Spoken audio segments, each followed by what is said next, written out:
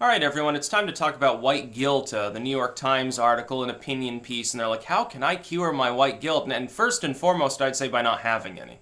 Like, I have absolutely no guilt about being white. I don't owe anyone anything for it. I don't feel bad about it. I'm not changing my behavior. Fuck off, basically, if you want me to, because I'm not a submissive individual. I think what we're seeing is this, with the, small but very vocal minority of eggheads, basically, that take up this line. I think it's a lot like, ironically, the other video I'm going to have to make today, which is like Asia Argento. She's one of the progenitors of Me Too, one of the earliest Weinstein accusers. It turns out that she paid off a kid who was 17 at the time. She sexually assaulted him.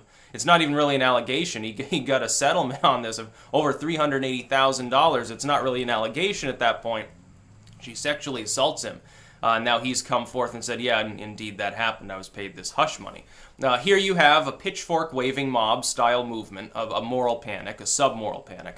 And the people oftentimes who latch onto these do it opportunistically as a form of veneer to protect themselves from that said mob. So if you get like a group of people who are angry about homosexuality, you're going to get a lot of people who are themselves homosexuals and hate themselves for being so or worry about being targeted for it in that mob of people. We've seen this with some white supremacist movements, and it's like, oh yeah, this dude's actually, he's married to someone who's Jewish.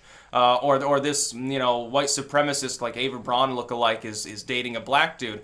And it turns out to be the case a surprisingly large proportion of the time with the leaders of any said movement. Because they're using it as projection. They come from the top rung of celebrity lifestyle or something. So here's what I would say.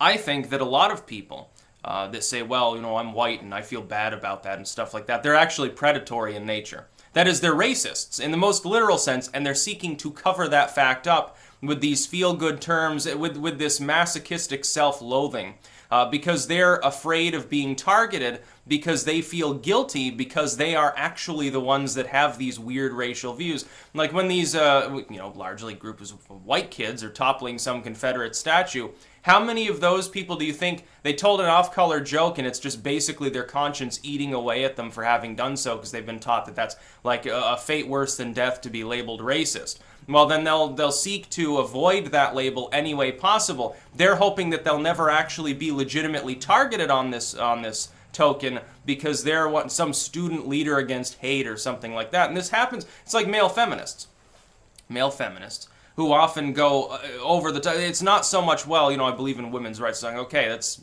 not what we're talking about. These dudes that are they have no jaw and they're very pudgy and wear like the pink shirts and stuff like that. And I'm with her, and they do like the socialist hand thing. I think that most of them are sexual predators. I think the specific reason why they're part of that group is they don't want to be targeted, and they're hoping to get a date from some clueless person.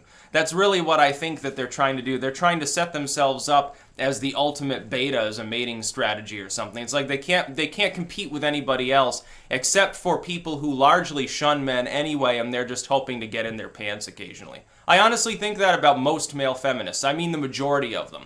I think the majority of people who are like, oh, white guilt this, and white people are bad, I think they're actually racists. I assume when I see someone rambling about this, I think about what constitutes a normal psychology, normal enculturation. And I think they're so far out of whack, there's got to be something going on. There's some reason why they're indulging in this sort of masochistic behavior. No sane person heaps abuse on themselves, especially when no reasonable person would heap any abuse on themselves for things that often happened centuries ago.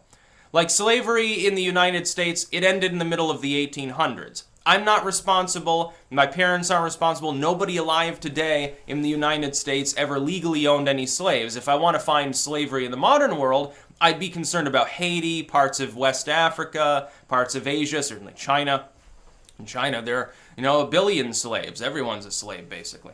That's what I'd be focusing on. Instead, if I'm trying to cover up for my own actual racism, I'll say, well, I've got white guilt, and you're just deflecting because you're a guilty white person too. And so you're trying to deflect and talk about other issues that don't matter. We need to talk about the problem of whiteness in the United States. It's all just projection.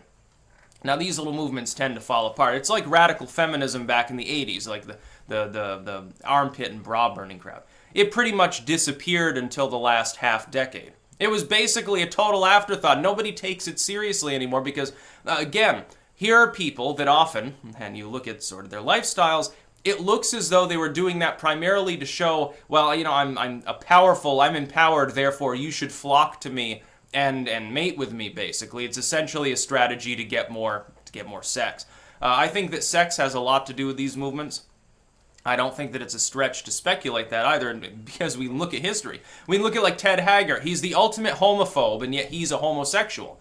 And he's still in denial of that. He's like, well, I'm kind of gay, sort of, but the Lord Jesus is helping me with that, and I promise not to smoke meth again. Because what happened is he was one of the biggest voices against gay marriage, one of the biggest voices of the sort of just say no era. What ended up happening is, of course, he was found in a hotel, or after an extensive investigation, he was in a hotel room with a male hooker, smoking methamphetamine, and I think crack too at the time.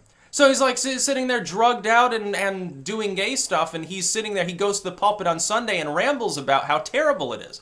Well, obviously a sane person doesn't do that. It's psychological projection. He felt guilty about the fact that he was doing this, that he had the urge to do things like that, and so he tried to cover it up so that no one would investigate, because the idea psychologically is that if you're such a vocal proponent of one thing, you can't possibly be part of its antithesis, and therefore you're hoping to cover up for your own guilt. You're actually physically worried that someone will think you look guilty and suspect you of this wrongdoing, whether, again, it's legal, cultural, whatever it happens to be. So you've got male feminists.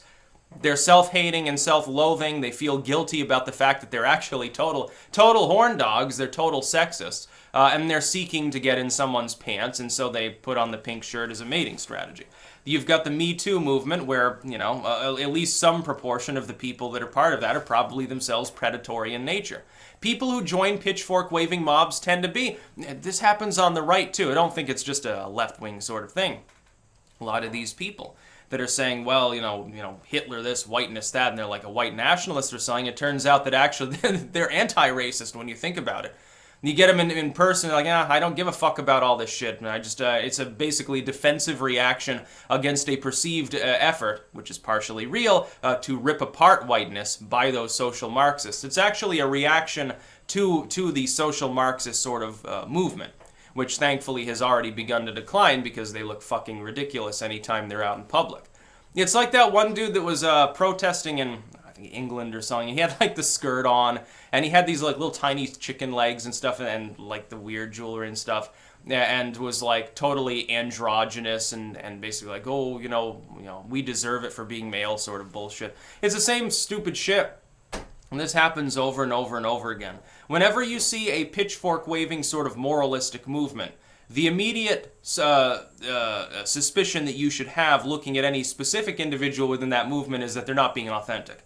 Those that are speaking loud, as someone who's on the periphery, maybe they just sort of believe in it, and they're like, yeah, this sounds pretty good. Yeah, Marxism sounds okay. Yeah, men's rights or whatever.